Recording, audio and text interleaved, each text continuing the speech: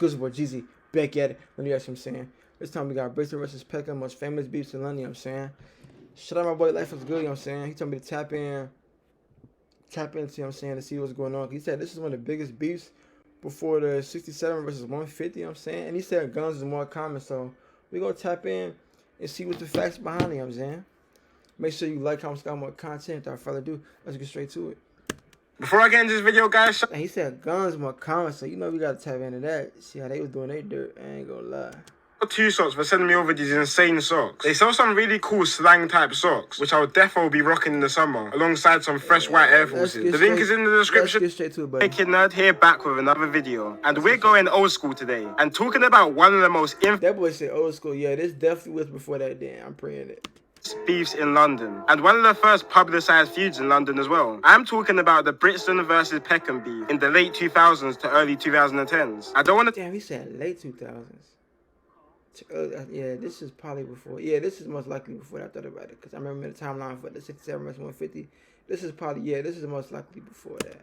On this intro for too long, and check out my Insta and Patreon in the description, and be sure to subscribe and turn on post notifications if you haven't already. Obviously, we have our Amazon gift card winner of the video as well. If you don't know yet, every video I give away a £50 Amazon. This nigga is going promo crazy, bro. Get straight to it. Card to a random follower on my Instagram. My Insta is on the screen. Why is Amazon paying me $20,000? Like, well, I didn't make this kind of money selling yogurt. So before the publicised drill feuds in South London, like Moscow versus Zone 2 and Harlem versus 410, there was a very dead... They got a Harlem out there? It's called Harlem for real, y'all? Y'all let me know. The publicised drill feuds in South London, like Moscow versus Zone 2 and Harlem versus 410, there was a very deadly war going on between Peckham and Brixton, which was one of the first nationally publicised beefs in London, gaining a lot of news coverage, and came about in the early stages of YouTube, where we could see direct disses, kind of originating diss tracks how we know it today. So as I said before, the two areas in this feud was Brixton versus Peckham. Yeah. So first we have Peckham, which is located in the borough of Southwark in South London, which infamously is the area where drill group Zone 2 are from. But before Zone 2, there was the Peckham Boys, which was a gang made up of 5 estates in Peckham, which were the North Peckham Estate, Gloucester Grove Estate, Willowbrook Estate. 5 estates? God, that's a lot of niggas. Camden Estate and the Sumner Estate. Damn. And these estates were very well known for how bad they were. They suffered massive unemployment and crime and were very deprived. They pretty much were neglected by any law enforcement and government as well, and was even called Peckham, which was a hybrid between Vietnam and Peckham, comparing the area to the Vietnam. Said Peckham. Them niggas is doing damage out there. God damn. Sheesh. By any law enforcement and government as well, and was even called Peckham, which was a hybrid between Vietnam and Peckham, comparing the area to the Vietnam War due to how much violence was there. Throughout the Peckham Boys gang, there were different sets, like the Firehouse Crew and YBP, or Younger Peckham Boys. There were also a couple of Jamaican yardie gangs in Peckham, like the Sunrise Crew and the Spanglers as well. And on the other side of the feud, we have Brixton, which is about an 11-minute ride from Peckham, and is located in the borough of Lambeth. Brixton's main gang... I told y'all, bro, that shit always be close, bro. That shit is strange. That should be crazy how that shit always be like the hoods be beefing, always be mad close to each other. And on the other side of the feud, we have Brixton, which is about an 11-minute ride from Peckham and is located in the borough of Lambeth. Brixton's main gang in this feud was called the Gas Gang, who was a gang from the Angel Town Estate. And these guys were the most violent gang in the Brixton area. I heard the Gas Gang, I ain't gonna lie. Even responsible for 3/4 of violent incidents in Brixton in 2012. The Angel Town Estate, where Gas Gang is from, probably has the richest history of gangs in London, with many different generational gangs being bred from this estate, like the PDC gang in the 2000s who dominated the estate. Nowadays it's the Get Back gang or 150 who take on the estate. But let's take it back a minute to 2008, where Peckham, who I first mentioned, was deep in a decades long with a gang called the Ghetto Boys, who was a gang from Lewisham in South London, which was a crazy war in itself, and I'll definitely do a video of that in the future. But in 2008, after decades of back and forth between the Peckham and Lewisham gangs, younger generations in both gangs agreed to an alliance, which was fully solidified during the Notting Hill Carnival in August 2008, when 180 members from both gangs organized so they had alliance, okay. link-up at the carnival. The link-up was actually intercepted by police because the police thought the two gangs were linking up to fight each other. But as Peckham's relationship with Lewisham... saying niggas goddamn coming to goddamn events, the goddamn, team up. Real shit. The link-up was actually intercepted by police because the police thought the two gangs were linking up to fight each other. Damn, but as deep. Peckham's relationship with Lewisham got better, their relationship with Brixton started to worsen. See, historically, Brixton and Peckham have always had a feud, even dating all the way back to the 1950s, where local schoolboys from both areas would clash. 1950s, nigga, this shit is generations, damn. Was even more hostile after immigration because Peckham was filled with mainly African immigrants, while Brixton was filled with mainly Caribbean immigrants. So there's always been big culture clashes there. But as I said, in 2008, the war between Brixton and Peckham was starting to become a lot more heated. And these were times where guns were much more accessible than what they are now. It wasn't uncommon for a gang member to be rolling around with a gun, just like how now. But so y'all let me know what changed then. Like, did y'all like pick up like heavy gun laws like after this? Like what made the switch from like you been able to have guns to like the guns being like damn near like not being able to like be used or like be accessible like that? Like what was the difference? Like did the law pass or like y'all let me know the facts on that? Most gang members roll around with knives. So there was a lot of back and forth shooting between these areas. In one instance, members from a Brixton gang called OC, who were heavily allied with Gas Gang, rid out on Woolworth Road, which at the time was a territory of the Shoot Instant gang, who were part of the Peckham side, and started shooting at two Peckham rappers called Snap Capone and Butch, who were walking down the street. Both rappers actually managed to run to a convenience store and managed to dodge the bullet. While running into the shop, an innocent bystander just trying to get into the same shop was shot and killed. His name was Ryan Bravo, and he was 18 at the time. It's always like that, bro. Like, wrong place, wrong time when niggas goddamn getting busy, man. Bystander just trying to get into the same shop was shot and killed. I knew what it was before he even told the rest of the story. Like, damn. His name was Ryan Bravo, and he was 18 at the time. And this was one of the big turning points in making his feud widely publicized in the UK. Just to rub salt in the wounds, the OC gang made a diss track called Bullet Rhythm, when a member mocked the situation with the lyrics, "Had you running in the shop like you're buying something?" While a member of a Peckham gang then responded to the situation in a song called Real Riders, saying,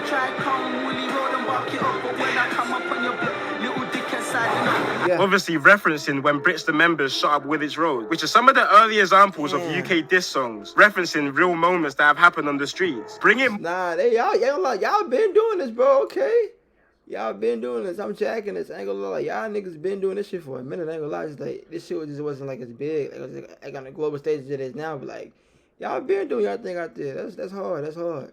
Which are some of the early examples of UK diss songs, referencing real moments that have happened on the streets, bringing more publicity to the feud. And the people who are up to date with London's street situation at the moment will probably be quite confused, because Woolwich Road actually beats Peckham now. But that's a whole nother story to get into another time. So yeah, after this Woolwich Road shooting, many diss tracks were going back and forth between the gangs, as well as shots. Like, in the same year of 2008, nobody really died from each side, so they beefing over the situation. Like, oh, I guess they ain't like the way they had dissed the nigga that had accidentally got killed. Like, that's crazy. Many diss tracks were going back and forth between the gangs, as well as shots. In the same year of 2008 in October, Brixton older members got the drop on a Peckham member's house called Terms and waited in the parked car outside his house. When Terms appeared outside his house, they shot him on his doorstep, leaving him to die. Terms was a member of the SN1 gang in Peckham, which stands for Spare No One. And this is the same gang that the famous rapper Giggs was part of. And Giggs pays respect to Terms sometimes in his songs. It didn't take more than a month for Peckham to respond to this though. In November, Peckham members got the drop that some members from the Brixton gang OC were clubbing at a nightclub called SE1 in Bermondsey, South London, and pulled up to the club, shooting Errol Davis close range in front of 2,500 clubbers, which is even crazier because the murderer was never caught, despite there being thousands of witnesses. Yo, my boy got low. Nah, my boy got low. Damn, all the witnesses. Nah, my boy that nigga knew what he was doing, y'all. I ain't gonna lie. And pulled up to the club, shooting Errol Davis close range in front of 2,500 clubbers, which is even crazier because the murderer was never caught, despite there being thousands of witnesses at the scene. But these times, stuff like this wasn't uncommon, because there was low-level security and no cameras in some of the clubs in 2008, which is something you will never see in... Damn, I know niggas is going crazy, like, nigga, no security, no cameras, nigga. Nigga, we finna catch all the ops having a good time and goddamn throw them a party, you know what I'm saying? Not the good party, I'm saying, the party of goddamn, the party of goddamn death, nigga. That's crazy. No cameras, nigga. Like, cause bro, you gotta think about it, bro. Everybody likes to have a good time on the weekends, bro, and there's no cameras, no security. Nigga, we not even finna pull it to the block. We finna wait till y'all niggas have a good time with y'all guard down. We gonna come up and goddamn send y'all to the goddamn heaven gates. Come on, man. That was too easy for niggas. I know it was too easy.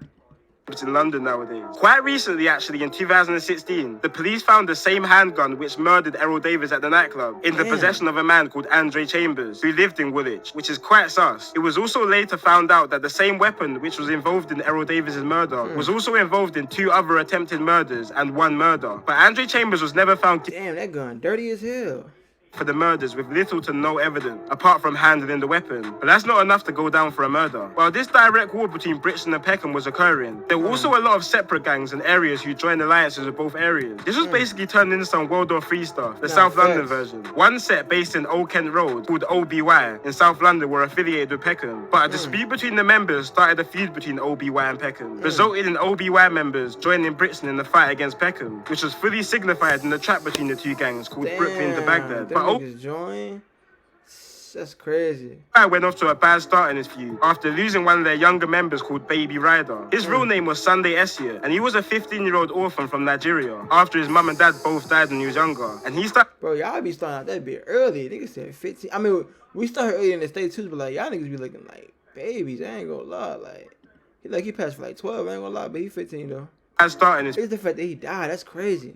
After losing one of their younger members called Baby Ryder. His real name was Sunday Essia, and he was a 15-year-old orphan from Nigeria after his mum and dad both died when he was younger. That nigga said orphan, bro. He was just trying to figure this shit out, bro. He ain't had no directional parents. That shit ain't right. Started to get involved in the South London feud. Before he was stabbed, he pulled out an imitation firearm on 4 rival members. When they realized it was fake, they chased him through a park while he was screaming for his life, begging his killers not to kill him and spare his life. But he was ultimately stabbed 9 times and left to die. So after the battle, Damn. Why you pull out the fakey gang? You supposed to have that real thing if you gonna put that out, especially when you outnumbered, bro. But he probably young, like, he just, damn. After his mum and dad both died when he was younger, and he started to get involved in the South London feud. Before he was stabbed, he pulled out an imitation firearm on 4 rival members. When they realized it was fake, they chased him through a park while he was screaming for his life, begging his killers not to kill him and spare his life. But he was ultimately stabbed 9 times and left to die. So after the back and forth in 2008, Brixton and Peckham was literally a no-go zone. And me personally, growing up as a kid around these times, despite me not actually living in the area and being too young to understand all this stuff, I just knew Brixton and Peckham was a place you do not go. Even the member of Parliament of Peckham at the time, Harriet Harman, would wear a bulletproof vest and have security while she walked through Peckham, further embracing the name Peckham. Then 2000. That shit trenches. Damn, that shit was trenches, man. Like, niggas is goddamn, yeah, niggas is done doing their thing. Damn.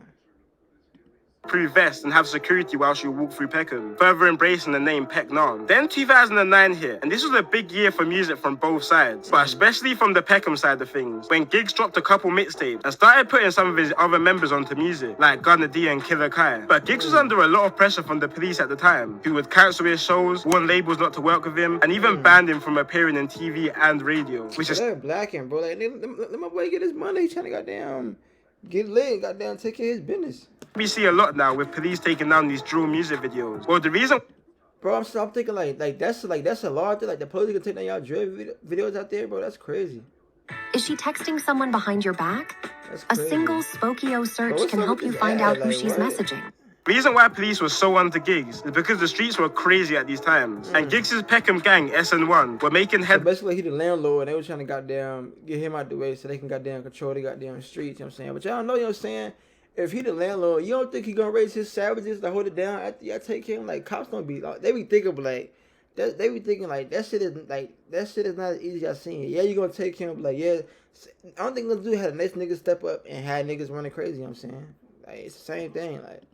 Early on in 2009, when they executed the ex-member in broad daylight on a busy street because he fell out with the gang earlier on. This was a ticking point for police because it was seeming to the public at this time that the gangs had took control and could do whatever they want, which was essentially true. So police started gathering CCTV footage of previous rideouts from both Peckham and Brixton gangs in an attempt to take down some members. Police sent over this footage to Peckham members' lawyers. Them niggas getting desperate and we gotta shut this shit down.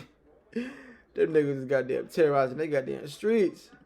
or previous rideouts from both Peckham and Brixton gangs in an attempt to take down some members. Police sent over this footage to Peckham members' lawyers as proof of their involvement in the feud, which a member then grabbed the footage off his lawyer and uploaded it to YouTube. The original video is no longer up, but a re-upload of it is still on YouTube today, and shows Peckham members riding out in Brixton in masses. And when looking at this footage, this is some propaganda-worthy stuff. Like, the caption of the videos are so funny, and all the footages just show how crazy these times really were. Like, gangs were just riding their ops with 30 guys on pedal bikes, loaded with guns and knives. There's no way you could get away with that stuff nowadays in London. 3 boys can't even walk to the shop in London without getting stopped by police. Boy, them niggas was running that thing out there, bro. What? Them niggas was running it out there, bro. Damn.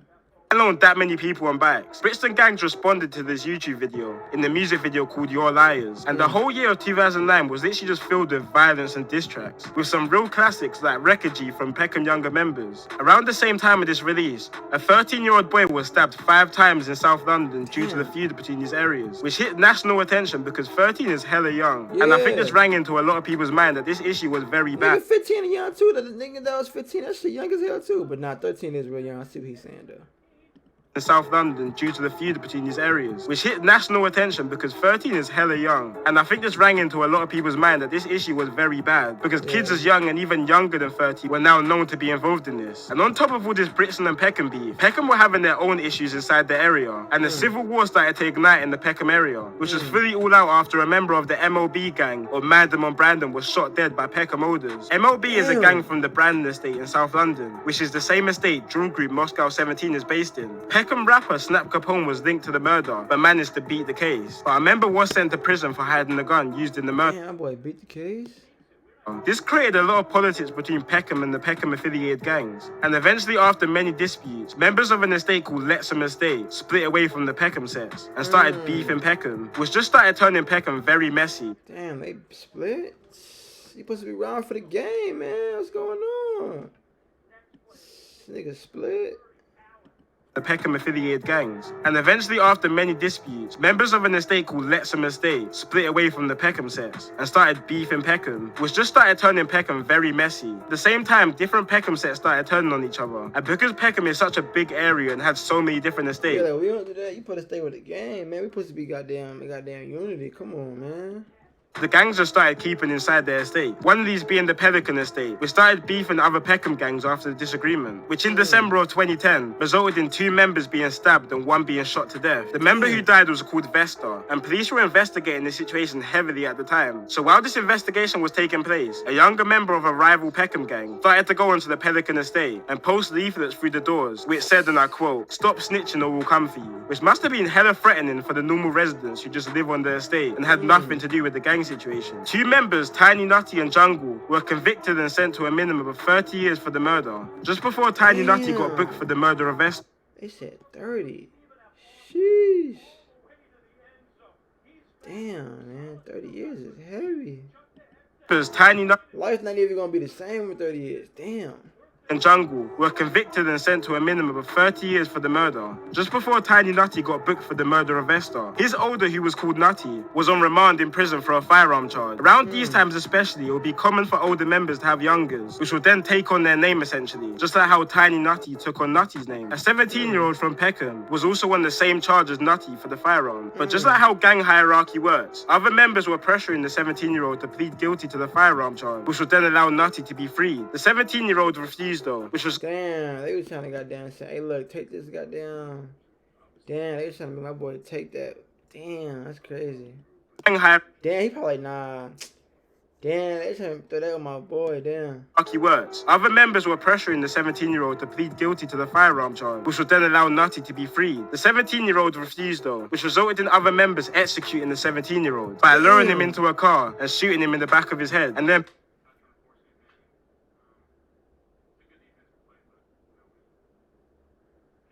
I know you lying. I didn't even see that coming. I thought they was gonna at least stab him. Back of the head is crazy. They sent that nigga a message. Damn. Back of the head? refused though, which resulted in other members executing the 17-year-old by luring him into a car and shooting him in the back of his head, and then burning the vehicle on the day of the court hearing. Nutty was accused of arranging the murder because of the conflicting stories they... Mafia bosses. What the nigga said? Burning the vehicle on the date of the court hearing. Nigga, what? That's some mob bullshit, bro. What's going on out there, bro? Y'all niggas is insane. Damn.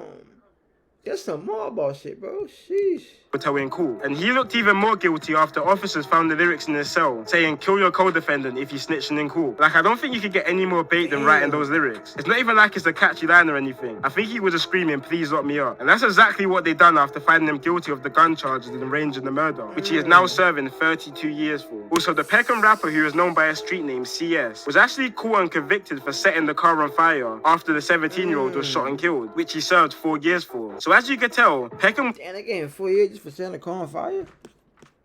That's actually not that bad. I ain't gonna lie, especially with somebody in there that's like, nah. Was he in the car? I think he was in the car, right? Damn, that ain't that bad though. Actually caught and convicted for setting the car on fire after the 17-year-old was shot and killed, which he served 4 years for. So as you can tell, Peckham was just a mad area at these times. The civil war they were having was probably more active than their beef with Brixton ever. Yeah, they was going insane. I ain't gonna lie, like, god damn. One death that really... Them niggas need this documentary. Niggas need to hear about this. I ain't gonna lie to y'all. I ain't gonna lie. Shout out my boy for putting me onto this. Shocked the area was the death of a respected member called Taz. He died during the chase when he crashed his motorbike. Family members put up a shrine of Taz where the accident occurred, where the ops then camped outside the same day of his death. And when a member called Little Groove visited the shrine, they shot him dead the same day. So Peckham was literally... What the hell? Yo, they was not playing. They was not playing, bro. What the hell? No-go zone at this point. Like, literally everyone was just beefing each other. And while all this madness was happening in Peckham, Brixton were having their own separate issues over in their camp. Gas Gang was starting to get heavily involved in beefs with a lot of surrounding towns, like Brixton Hill and Toast Hill, which are blocks of the famous drill groups 6-7 and 8-6. One murder that really started changing the dynamic of this beef was the murder of Toast Hill member Little Zach. It was 2011 and 5 Gas Gang members rid out in a school located in Toast Hill, waiting for Little Zach to come home from school. He ran out. He should have ran to the school. They're saying he ran out and they chased him. I remember that one. The reason the members targeted Little Zach because he was keeping up, yeah. Involved in the stabbing of a Gas Gang member 2 weeks before this incident. When he came out of the school, the Gas Gang members chased Little Zach and stabbed him to death. He was only 15 at the time, and this resulted in a few separate gangs starting to turn on Gas Gang, like ABM, who was a gang located in Stockwell. At this point, literally everyone was beefing everyone. South London was just a very, very dangerous place. And when some murders would be committed, police couldn't even point it towards any specific gangs, just because it could have been so many different cliques. Like the murder of Azur Khan in 2011. He was attending the funeral of one of his Gas Gang friends when he was shot and killed at the burial, but no one has the faintest idea of who it could have been. It could have been one of the many gangs in Peckham. It could have been members from Toast Hill, Brixton. Shit so active, you can't even tie the murders together, bro. It could have been him, them, who, dude, like, could have been anybody, bro. That's crazy. Nah, it was definitely a war zone out there, damn. ABM or this shit can be a goddamn movie.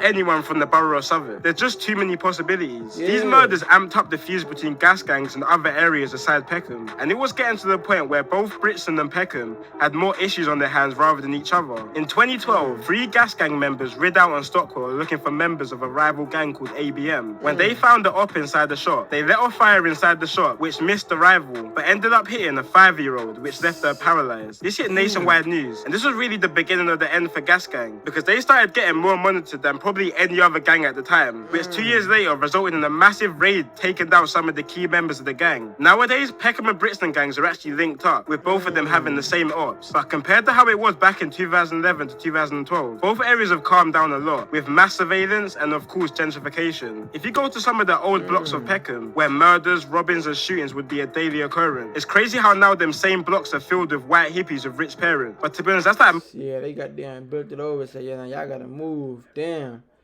They always think justification fix it all, you know what I'm saying? Them same niggas will never forget that block, you know what I'm saying? What they did on that block. London now. Anyway, guys, that's it for today's video. I might do a part 2 on this because I know there's some things that I left out. But either way, it's been your boy. Nah, yeah, this video was heavy. Them niggas was not playing, bro. I ain't gonna lie. I gotta tap into it. Remember what I'm saying? If you got a part 2, y'all let me know. I'm gonna tap into it. But that's it for us, what I'm saying. Make sure you like, comment, subscribe, more content. Till next time, it's your boy Geezy.